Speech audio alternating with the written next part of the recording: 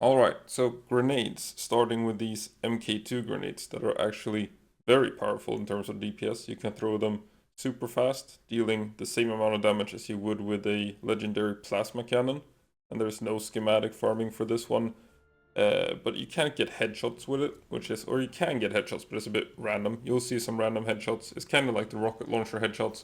Sometimes you just get those lucky headshots. But first things here, try to group up these fabric warriors along the pillar, and then burst them down. Even if you're not using grenades, you can do that with like the plasma cannon. They stack up quite well. So that's a little tip there to get them to stack up. And then you just keep throwing grenades, dealing legendary plasma cannon sort of DPS, unless you were going for headshots, which is kind of important, as I'll get to later. You can see that this is a like sort of budget version if you don't want to farm those legendary plasma cannons and just want some high DPS for Bjorn, or like it does have decent area effect. It's not a huge area effect. But then we get to these elemental grenades. So what you saw there is I throw a couple of grass grenades. Bjorn gets rooted. I am using a Vixen, so I'm dealing fire damage with my grenades. And then I start dealing double damage here. So before I was dealing around 2000, I'm dealing 4000 with some lucky headshots, dealing a little bit more, and then back to 2000. So this is some basic combat mechanics, just to recap here. You get normal damage dealing 0.1, like the factor 0.1. Then you add some stab to that, you get 20% bonus. Super effective is not double, it's 50% bonus. Same thing, headshot is 50%. And then you have these aggregates, which is the root, soaked, and electrify. So these combo up, so you can have up to 4.5 damage if you're doing super effective headshot and aggregate. Or your pals, if you're using base pals in a raid, they can be doing 3.6 times damage and lasts for 10 seconds.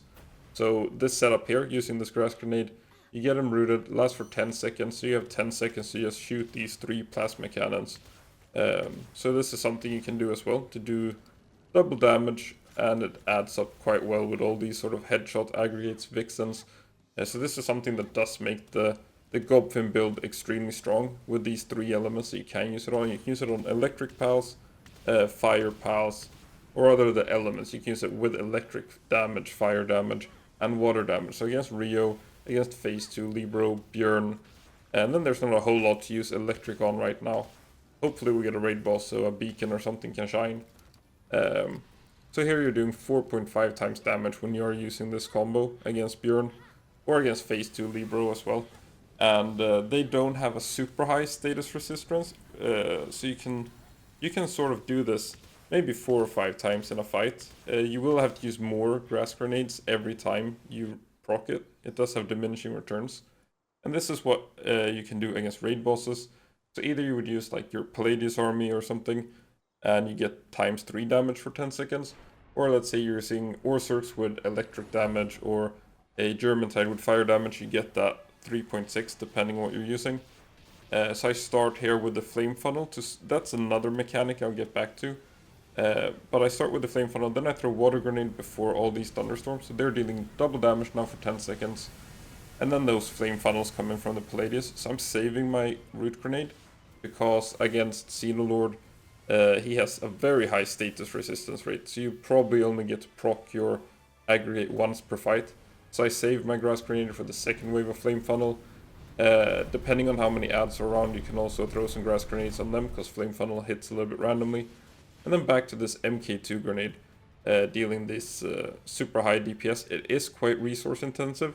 It doesn't need hexalite like the plasma cannon, but it does need quite a lot of oil, and also quite a lot of ore. So in terms of resources, you're probably not going to want to be spamming them out too much. You are throwing a couple of oil each time, but they are good for these sort of budget setups.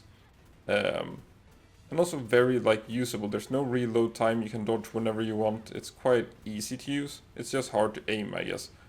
So quite competitive DPS.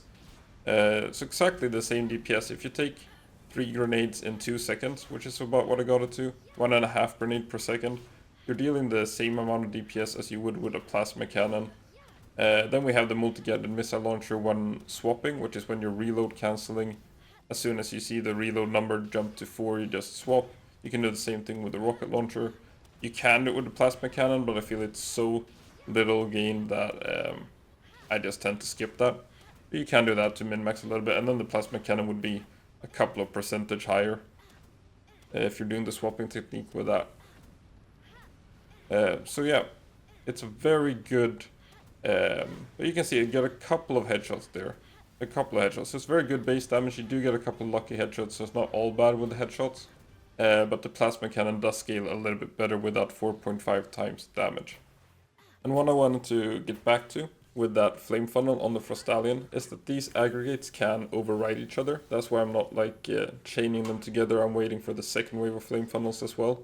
So something would burn is that if you do the root effect first and the pal gets burned, it removes the roots. But if you let it get burned first and then you root, the root stays up. And since raid bosses are immune to burn and poison, it still overwrites it. So if you do the seed mine or grass grenade first, whatever you're using to proc that root effect, even if the burn is not applying, it will overwrite it. So proccing that flame funnel on the Frostallion is just to sort of proc the burn effect on Xenoloord. Then he has such a high status resistance rate, he probably won't get burned again. From that first wave of flame funnel, you can wait an extra wave as well, just in case. That's just something to keep in mind, that you don't want to proc the root effect before burn. Something with fire and burn. So that's also the same thing with the grass grenades against Bjorn. I wait a little bit, I don't use them immediately if I'm using fire skills on my pal. I just wait a little bit until burn has procced maybe 2 or 3 times, just so I don't overwrite it, if you want to time that window. So that's it for this grenade guide thing. Mk2 Grenade, super good. Don't sleep on the elemental grenades either for those 3 really good aggregates. And not much else to say about the other grenades that don't have this double damage aggregate effect. I guess you could throw some burn or poison grenades if you want, or something else, but not sure. I just use these 3 double damage grenades. Thanks for watching.